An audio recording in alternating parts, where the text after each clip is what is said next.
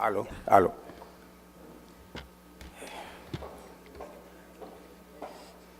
Buenos días a los presentes. Ya por cuestión de tiempo y para ahorrarnos lo que nos falta aquí, que es el tiempo, vamos a entrar a desarrollar el tema que me asignaron para el día de hoy.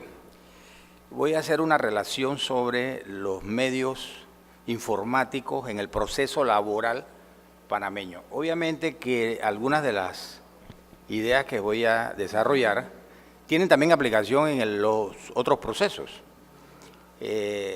Aunque en algunos otros procesos, quizá el penal haya tenido más reformas recientes, sin embargo, también observo que no se ha incluido el tema que vamos a desarrollar hoy, por lo que puede servir de alguna guía. En el caso del proceso laboral panameño, que casi no ha sufrido reformas desde la creación del Código de Trabajo en el 72, de modo que estamos hablando de un proceso laboral de más de 40 y tantos años, que no ha sufrido reformas.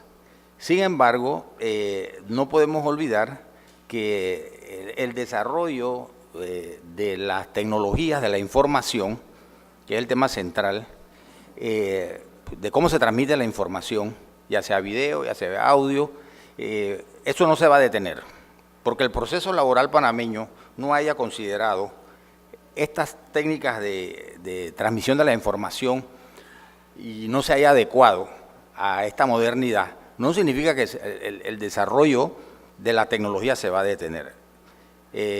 Uno no termina de conocer un dispositivo o un equipo electrónico del que se trate cuando ya ha surgido otro, de mucha más capacidad, mejor integrado, porque esa es la realidad del sistema tecnológico actual. El sistema tecnológico actual va desarrollando a una velocidad vertiginosa. Lo que hace 6 meses se constituía en un avance y lo último en la tecnología, ya no lo va a hacer en los próximos 6 meses. Y claro, en muchas ocasiones también compramos equipos, utilizamos equipos de computación, de teléfonos, televisores, etcétera, que no lo utilizamos realmente, sino 10, 15%, 20% de sus capacidades y utilidades. Todo ese equipo lo utilizamos entonces para el ejercicio de la profesión, como abogado litigante, como administrador de justicia, etcétera. Sin embargo, toda esa tecnología se va integrando a la vida de las personas. Eso es una realidad. Y a veces se convierten las personas, o nos convertimos, a veces me puedo hasta incluir, como dependientes de esta tecnología. Yo llamo a mis estudiantes, cuando los veo, que estoy dando la clase y los veo tratando de mandar un mensaje o recibir un mensaje, les digo, usted es un verdadero celular dependiente, porque nos hemos acostumbrado tanto a la tecnología que pareciera que no podemos vivir sin ella. Uno se pregunta, hace 15, 20 años que no existía el teléfono celular, vivíamos vivíamos hasta felices. Sin embargo, uno en medio de una audiencia, uno encuentra, por ejemplo, al abogado, como ya decimos, chateando. Cuando yo hacía audiencia, cuando era juez, yo le decía a los abogados, pues me decían, ¿podemos apagar el celular? ¿Tenemos que prenderlo? Podemos. Digo, mire, esto no es la joya. Si usted quiere atender una llamada en medio de una audiencia, puede hacerlo. Al fin y al cabo, los minutos son suyos, pero le voy a pedir que por favor salga del despacho, porque parece una falta de cortesía con el colega y con el tribunal que usted empiece en media audiencia a utilizar, a manipular el celular. Nada dice la legislación, pareciera una regla de cortesía de comportamiento judicial de los abogados, pero realmente no dice nada. Esa tecnología que surge todos los días y que no sabemos dónde va a parar, ni cuándo va a parar, se integra a los procesos. Al final viene a integrarse a los procesos. Fíjese, es que los hechos que se debaten en las controversias judiciales están contenidos en medios informativos. Cuando una empresa viene a pedir autorización para despedir a un trabajador porque fue sorprendido, a ponerlo sencillo, durmiendo en el depósito de la empresa, lo más seguro es que tiene documentada esa actuación del trabajador que le va a permitir pedir la autorización para despedirlo, y la va a tener documentada lo más seguro en una cinta de video, en una cámara de seguridad. Entonces, ¿cómo vuelca la empresa esa prueba, porque es una prueba, al proceso. Es ahí donde viene pues el dilema que voy a tratar de desarrollar en los próximos minutos. Toda esa documentación, todos esos hechos, circunstancias, todos esos actos que van a constituir el meollo del debate judicial está integrado en medios dispositivos hoy en día. Uno encuentra en los procesos que las pruebas que presentan los abogados están constituidos por discos DVD, por memorias USB, discos externos, etcétera, fotografías de Instagram, transcripciones de WhatsApp. Todo eso es métodos de transformación de la información, de transmitir la información que no aparece contemplada en la legislación laboral, al menos en la legislación laboral, y que a veces nos lleva a unos grandes dilemas. ¿Cómo la incorporamos al proceso? ¿Cómo hacemos que esas fotos, cómo hacemos que esa conversación de WhatsApp, que es la base de la pretensión o de la excepción, porque puede ser también la excepción, la integramos al proceso y que le dé al juzgador, al momento de ponderarla, algún tipo de credibilidad, si no tenemos, de certeza, si no la tenemos contemplada y regulada en la legislación laboral? Pues vienen ahí pues los grandes problemas con el que nos encontramos. Uno encuentra también en los procesos, sobre todo más que nada en los procesos penales, que están compuestos a veces por cientos de tomos, que se pueden condensar en discos duros externos o integrales, que el juez puede examinar de manera rápida. Un informe de auditoría, por ejemplo, de una empresa para determinar el reclamo de un sobretiempo o del pago de comisiones, que está contenido en un informe de auditoría que puede tener 20 tomos, perfectamente hoy puede ser condensado en un disco duro. De modo que al juez no le tienen que llevar esa, como decimos, parranda de pruebas, cuando lo puede estar presentado en un disco duro que no pesa menos de 5 o 6 gramos y que el juez perfectamente con mayor agilidad puede revisarla. No se olviden que cuando el juez va a fallar y mira así el expediente y lo ve que tiene 20, 30 tomos, le entra una pereza. Obviamente tiene que resolverlo, tiene que revisarlo al final. Al fin y al cabo tiene que resolver, porque para eso ha aceptado la posición de juzgador. Pero es evidente que, y lo sabemos quienes administramos justicia, que muchos expedientes, realmente buena parte de ellos es materia que no viene al caso. Por ejemplo, encontramos en materia laboral que cuando se presenta la demanda, el tribunal lo primero que pide es al registro público, hoy por la vía de el Internet, la certificación del representante legal de la empresa, la existencia de la sociedad demandada y quién es el representante legal para darle el traslado de la demanda. Yo recuerdo que al principio, cuando yo me integré al órgano judicial, esa certificación se hacía mediante un oficio, y como el notificador era el que llevaba ese oficio al registro público, y el registro público no le hacía mucho caso porque como eso era gratuito, no pagaba tasa, entonces en el registro público pues dejaban eso allí, no le daban la prioridad que para el trabajador y el empleador tenía, y para el jugador tenía esa certificación para poder seguir dándole curso al proceso. Entonces eso demoraba meses, 6 meses, 7 meses la certificación del registro público para saber si la sociedad existía, y no había que ordenar con la corrección de la demanda y por ahí mismo quién era el representante legal y darle el traslado. Hoy en día eso se cumple en 3 segundos. Ni siquiera el secretario, ni siquiera el juez, el secretario tampoco, el notificador en el tribunal, que tiene todo el mecanismo y la conexión con el registro público, con los archivos del registro público, saca la certificación en 3 segundos. El tiempo que la modernidad le ha dado a la Administración de Justicia en este campo, y gratuito, dicho sea de paso, también gratuito, aunque siempre fue gratuito, pero la rapidez con que se obtiene ese documento, igual con las certificaciones del Ministerio de Comercio e Industria sobre los datos del desarrollo de las actividades comerciales del demandado de la empresa, que sirven como prueba en el expediente, pues eso se obtiene de la manera rapidísima. Eso porque la tecnología sí lo ha lo ha permitido. Entonces, esa metodología que encontramos hoy de transmitir la información de manera digital nos ha permitido al que administra, a las partes también obviamente, y a los que administran justicia, de hacerlo un poquito más ágil, un poquito más con mayor eficacia. Lamentablemente no se ha regulado la aportación de esos medios informáticos al proceso, de cómo se debe introducir al proceso. En esto, pues los abogados son bastante ingeniosos.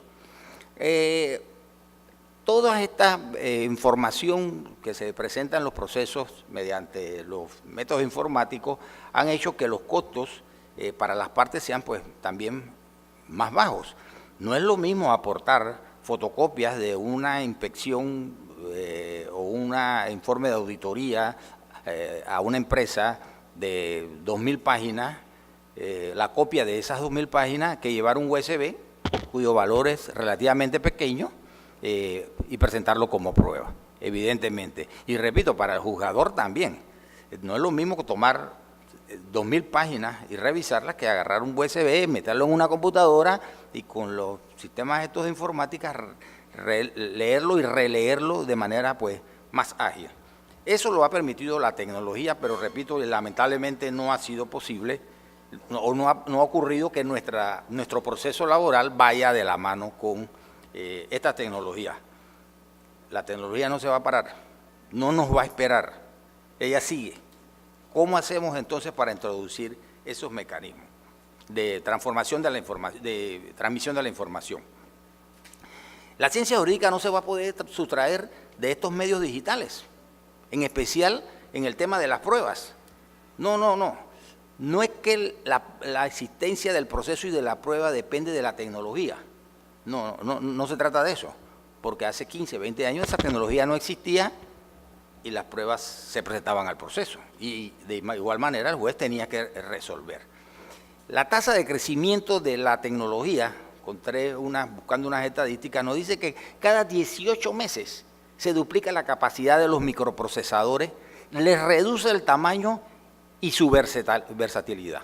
Cada 18 meses, cada año y medio, nos estamos encontrando con tecnologías de los microprocesadores que son la más, de más avanzada. Esta palabra informática se utiliza mucho y se utiliza para distinguir sobre todo la metodología de los medios de transmisión de la información, proviene de un compuesto, de un vocablo francés, información y automatique, y no era más que la forma de procesar sistematizadamente la información. De ahí pues surgió esa palabra informática, no es español, es del vocablo pues francés. Y revisando algunos códigos me he encontrado que algunos códigos de trabajo, obviamente, algunos códigos de trabajo en nuestra América no contemplan ningún medio electrónico para cómo aportarlos al proceso. ¿A qué se debe? Va a depender de muchos factores y de cada caso en particular. Como el caso nuestro, el caso de Panamá. Nuestro Código de Trabajo recibió innumerables reformas, pero ninguna ha ido dirigida a este tema de la introducción de los medios informáticos al proceso laboral. Pero a pesar de que, fíjese, la creación del primer computador en 1947 fue anterior, por ejemplo, a nuestro Código de Trabajo. Pudiéramos preguntar por qué razón en aquella época, cuando se emitió el Código de Trabajo, ese tema de la informática pues no fue. Yo creo sencillamente porque no estaba muy desarrollada en nuestro país para la época de la que le estoy hablando, 1971. Pero el primer computador es del año 47, 1947, la Universidad de Pensilvania que la desarrolló. Algunos datos históricos que pudiéramos conocer. La primera red de informática se creó en 1971, cuando el gobierno norteamericano sistematizó ciertos datos que le interesaba mantener a buen recaudo. La palabrita esta Internet surgió de una red en un computador que se implementó para que quienes estaban integrados al computador pudiesen conocer la información que se estaba introduciendo. Luego se utilizó este símbolo de arroba, ahí sí proviene del idioma inglés, que no es más que el @ que se utiliza, como ustedes lo ven en correo electrónico, que no es más que su traducción, se distingue para señalar a quién se va dirigida la información. De ahí ese símbolo de arroba que utilizamos para mandar los mensajes en electrónica. Si bien nosotros en Panamá no tenemos en el proceso laboral el uso de los dispositivos para, como les he estado señalando, para introducirlos en el proceso laboral, no podemos dejar de señalar que en la medida en que ese medio de información, de transmisión de la información, que ese medio digital, ese medio de informática, no afecte al proceso, se deben de admitir. Porque si no está regulado, por lo mismo tampoco pues, está prohibido. Algunos de estos medios aparecen regulados en leyes especiales, no en leyes laborales. Pero se pueden aplicar en la medida en que se permita no entorpecer el proceso, utilizarlos en los procesos laborales. Veamos seguidamente algunas regulaciones muy breves, por razones obviamente de tiempo, del proceso laboral en relación con los procesos, con los medios informáticos. El Código de Trabajo sí dice, y sí lo dice de manera taxativa, que la actuación en los procesos laborales se adelanta en papel común. Cuando hablamos en papel común, estamos hablando, entendemos, pues lo que conocemos, las hojas blancas, papel bond, del peso de que se trate. En los escritos, en los libelos que se deben presentar en los procesos a los tribunales, solo dice que se debe incluir, no se dice el diseño, no se dice, por ejemplo, el tipo de letra, no se dice, por ejemplo, el tamaño de la letra, no se dice los márgenes de cuánto, el superior, el inferior, de la izquierda, de la derecha, no le dice nada de esas circunstancias y condiciones de diseño de los escritos señala la ley. Solo dice que debe anotarse en el escrito, en el libelo que se dirige al tribunal, el nombre de las partes, la clase de proceso de que se trata. Sin embargo, la práctica tribunalicia nos ha enseñado que el diseño del libelo que se presenta a los tribunales corre a gusto del abogado. Y en esto nos hemos encontrado con escritos de abogados que utilizando programas de multimedia presentan unos escritos en los que hacen gala y a veces hasta abuso de algunas informaciones que realmente no interesan al proceso. Por ejemplo, incluyen títulos y honores académicos, afiliaciones a organizaciones de profesionales, domicilios, teléfonos, ¿qué les digo, no? 3, 4 correos electrónicos, números de WhatsApp. ¿Para qué les digo? Sin embargo, como la ley no lo prohíbe, pero en la medida en que todo ese diseño de libelo que va dirigido al tribunal no afecte el proceso mismo, pues bueno, ¿qué podemos decirle que no se lo vamos a aceptar? No, porque como no es tan prohibido, pues entonces decimos está permitido. Siempre que no se sacrifique el escrito, el libelo, la intención del escrito, pues entonces lo tenemos pues que aceptar. Hoy encontramos que, si bien el código señala que el proceso se adelanta en papel común, también encontramos que hay libelos, por ejemplo, de contestación o de algunas otras gestiones que se adelantan en formatos de computadoras. Se dan al escribiente, se aporta el pequeño dispositivo, algo así como esto, y aquí viene la contestación de la demanda. Aquí viene toda el historial de las pruebas que se van a presentar y que se están aportando. La contestación de la demanda, los hechos en los que el demandado apoya su defensa. Y el escribiente, se le da al escribiente, el escribiente lo que hace es que lo introduce en su computador y lo integra, lo imprime y se agrega al expediente. Lo ideal es que todo eso se hiciera desde la demanda en adelante por medio de la informática. Alguna vez un magistrado de la Corte habló y habló de la justicia sin papel. Me parece un sueño un poco quimérico. También se habló en alguna ocasión la fórmula para evitar tener que andar prácticamente que correteando a los abogados para notificarlos, utilizando el correo electrónico como fórmula de notificar lo que haya que notificar en el proceso a las partes. Sin embargo, eso acarrea pues otra serie de complicaciones y lamentablemente pues no lo tenemos. Tenemos que los procesos se adelantan en papel. Esa es nuestra realidad y que todavía tenemos que andar correteando a los abogados para las notificaciones.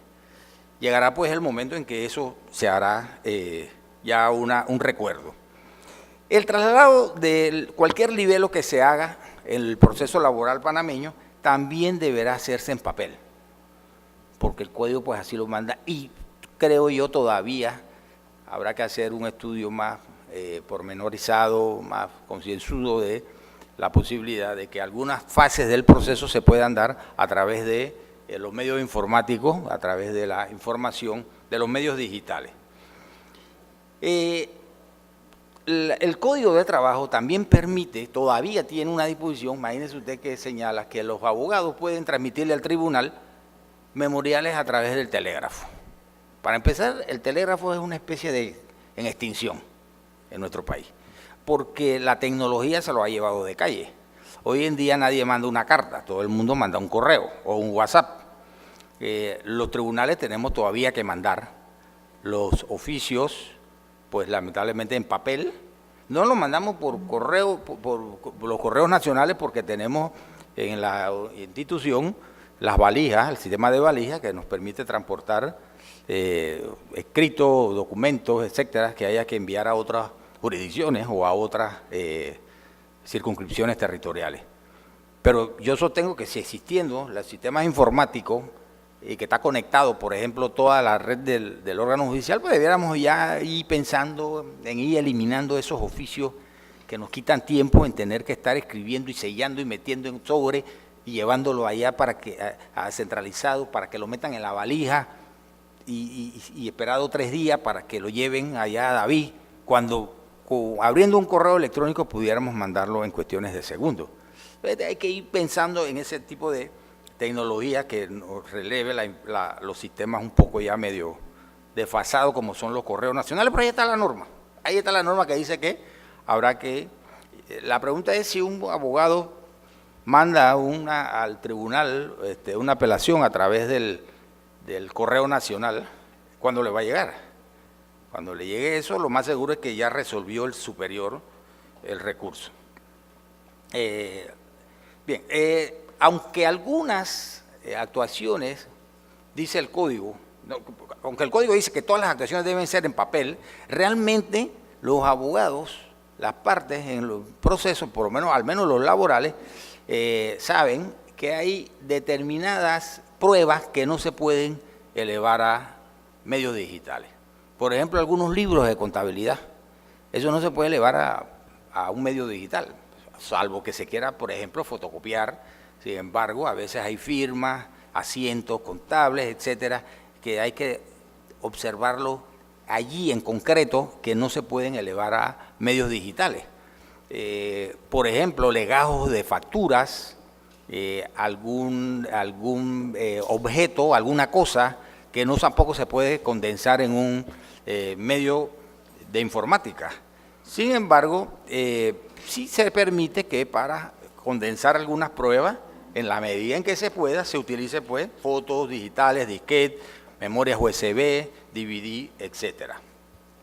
Otro tema también que yo creo que tenemos que ir actualizando es que en materia laboral, cuando hay que hacer la publicación, que hay que emplazar a alguna persona, el código señala pues que hay que hacer la publicación en un medio de circulación nacional.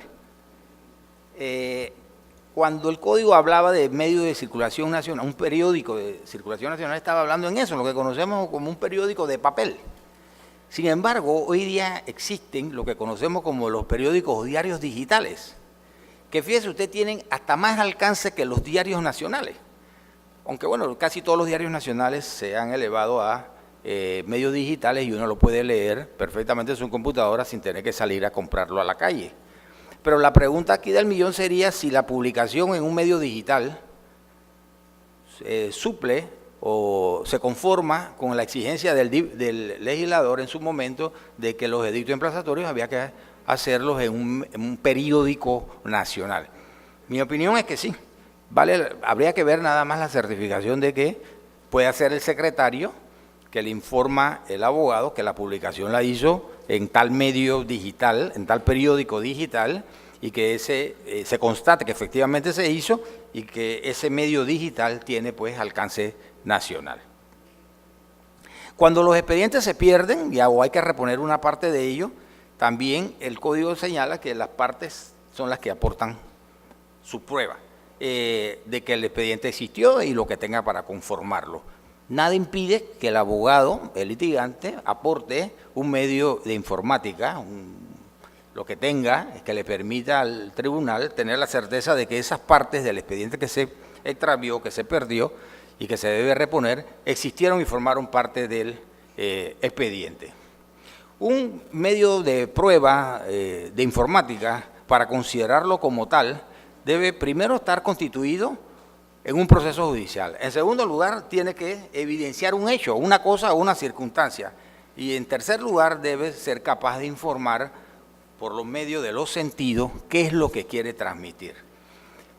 En este punto me detengo brevemente en el artículo 730 del Código de Trabajo, que el legislador sabiamente estableció como prueba, dice, todo elemento racional que sirva a la convicción del juez, siempre que no esté obviamente prohibido por la ley, ni sea contrario a la moral ni al orden público. Con esa descripción de prueba, es evidente que los medios digitales de transmitir información constituyen prueba. Y estoy seguro que quienes dictaron el código en el año 71 no estaban pensando en los medios digitales. Sin embargo, es una definición que perfectamente la podemos utilizar para admitir pruebas por esta vía. Entonces, si los medios digitales, si bien existían en el año 71, cuando se dictó el código, realmente el legislador en su momento no los estaba prohibiendo. Además, en aquella época no existían, creo yo, la gran mayoría de los medios digitales que tenemos hoy como formas digitales de transmisión de la información. Evidentemente, si no están prohibidos, deben permitirse. Pero estos medios digitales de pruebas, ¿qué son? ¿Son pruebas documentales?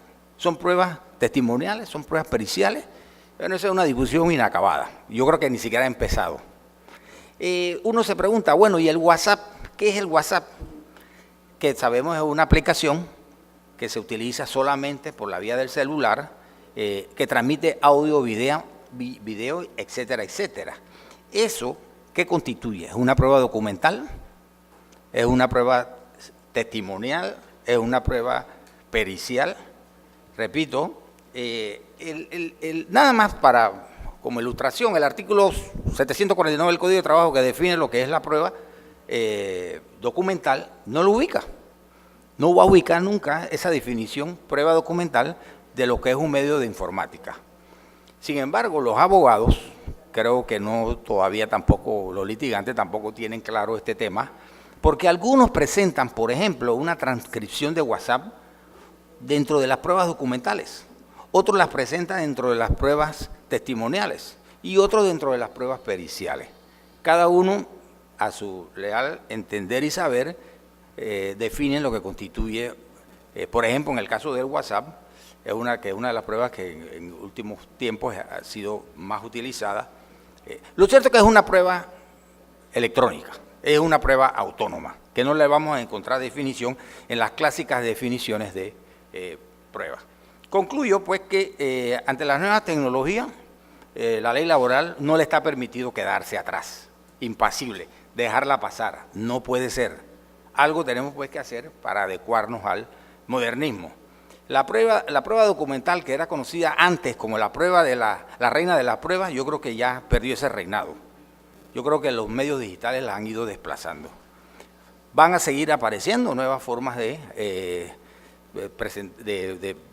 recoger hechos, circunstancias en la vida de las personas que deberán acreditarse en los procesos y que el derecho laboral panameño se va a enfrentar a ese dilema. El juez y las partes, a ver qué es lo que debemos de resolver. No, en mi opinión, resumo, los documentos, las pruebas digitales no son pruebas documentales. De eso sí podemos estar claros. Estos instrumentos de informática en general y la prueba electrónica en particular, le plantean al juez un reto de confiabilidad. Ese es el gran dilema, la confiabilidad del medio de prueba que se le está aportando, unido a la confiabilidad. Termino, sí, es aquí pues donde la jurisprudencia, ya termino, señor presidente, es aquí pues donde la jurisprudencia tiene que jugar su papel vital, de resolver qué hacemos con este sistema de informáticos de la información, que todos los días nos encontramos con ella a la hora de valorar y poner